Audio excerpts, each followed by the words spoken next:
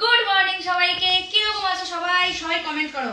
দেখো আজকে লাল আর সাদা একদম ড্রেস লুক নিয়ে চলে এসেছি। এখন শাড়িটা পরতে পারিনি, পরবো। তার আগে প্রশ্ন তোমাদের সাথে, বলো তো আজকে আমি কি পরিনি, মানে আমি এখন অবধি কি পরিনি সেটাই তোমরা কমেন্ট করো। আর তার মধ্যে মাত্র 4টে বললেই হবে আমি কি পরিনি। রোজ রোজ তো আমাকে দেখো আমি কি পরি বা কি পরি না সেটাই বলো, ঠিক আছে? তাহলেই বুঝবো তোমরা আমাকে মন দিয়ে দেখছো, বুঝেছো? তা বলো কিরকম লাগছে তোমাদের লং ভিডিও। দাঁড়াও, শাড়িটা কুচিটা অত বড় করলে হবে না, খুব অস্বস্তি হয়। আরো বেশি করে রেসপন্স দিতে হবে একদম। এবার এই লাল শাড়িটা পরে কিরকম লাগছে? লাল পরি লাগছে বলো। আগে আমি একটু দেখি। এটা বিশাল বড় মিরর আছে, সেই মিররটাকে না, আর এই যে ওয়ালে সেটাবো সেই জন্য একটা লোক পাচ্ছি না। তোমরা যদি কেউ পারো মানে এই মিররের কাজ আমার ওয়ালে, তাহলে কিন্তু আমার সাথে কন্ট্যাক্ট করতে পারো, কারণ আমার বাড়িতে এসে করে দিতে হবে, ঠিক আছে?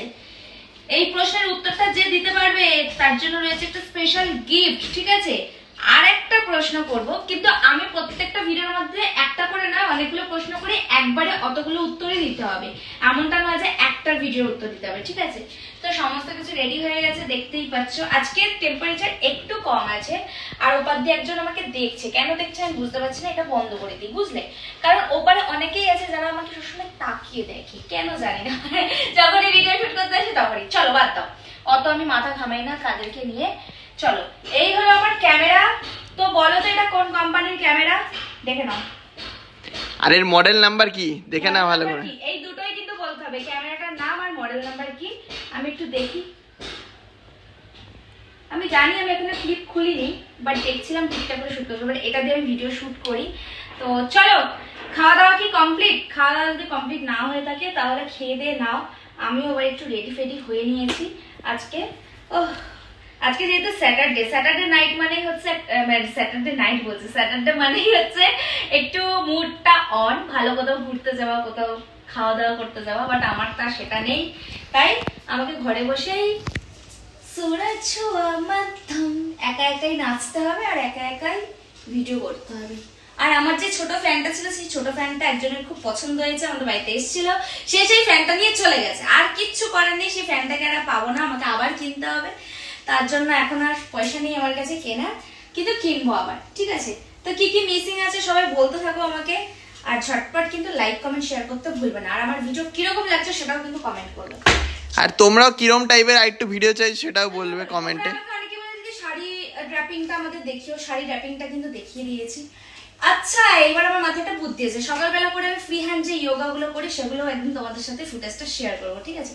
সারাদিন কি করছি না সবই তো করি না, কিন্তু এবার হচ্ছে পায়ে প্রচন্ড ব্যথা করছে, এখানটা একটু বসে বসে তোমাদের সাথে গল্প করবো। ভীষণ প্রচন্ড ব্যথা আছে। এই যে সোফাটা, মানে আমার রিল্যাক্সের জন্য না আমি এই সোফাটাতে বসি সবসময়। এই সোফাটা কিন্তু আমি দিদি নাম্বার 1-এর উইনার হয়ে এই সোফাটা পেয়েছিলাম, ঠিক আছে?